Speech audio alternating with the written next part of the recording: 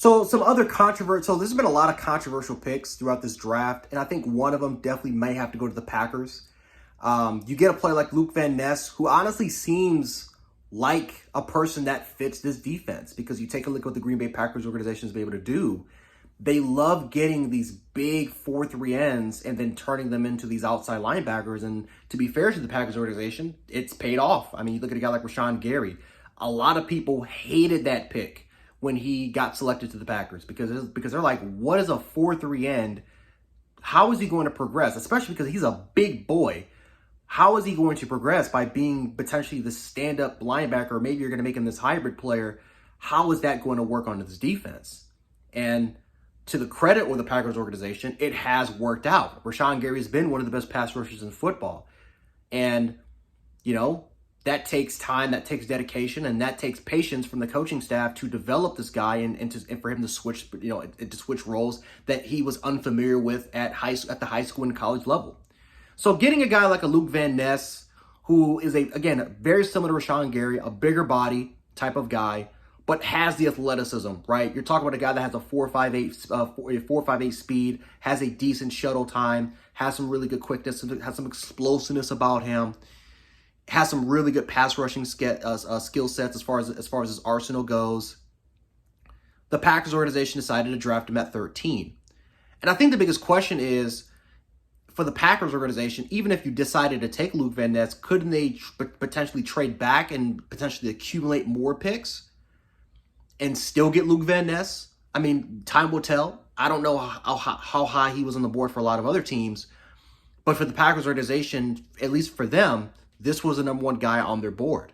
I think the question is what can you have done to, could they have been in the better position to gain more instead of just standing there at 13 and by taking Luke Van Ness?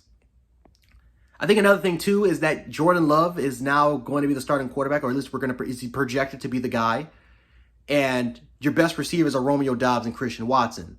And I like Christian Watson. I like Romeo Doubs. I think those two have promise. But could they have accumulated even more picks of ensuring that Jordan Love can be successful? Maybe potentially by getting a new tight end. Maybe potentially by adding even more weapons at the receiving position. Maybe by trying to improve this offensive line a little bit more often for your quarterback.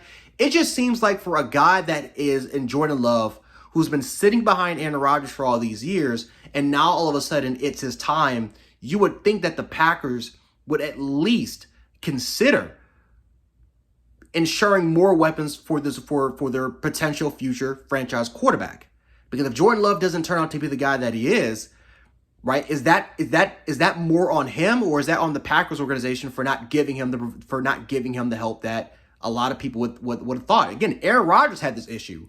Aaron Rodgers had this issue of not, like, why the hell did I never ever receive a first round receiver? Why do we keep going for these first round defensive players instead of me getting actual getting me some actual help? So is that going to be a concern? I don't know how Packers fans about it, but is that something that Packers fans feel concerned about? Maybe you can let me know in the comments. But this does seem like a very controversial pick because Luke Van Ness, who has for some scouts, he's a first round grade. For others, he's an early second round grade.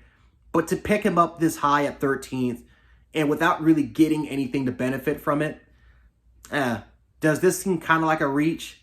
Maybe. I'm not too sure. Maybe that's something that Packers fans can honestly tell me, and who knows, if Luke Van Ness turns out exactly like how Rashawn Gary turned out, he ends up being a monster and the Packers organization start to succeed and Jordan Love starts to become that player this year, who knows, this pick all of a sudden becomes an A+ pick moving forward, but who knows?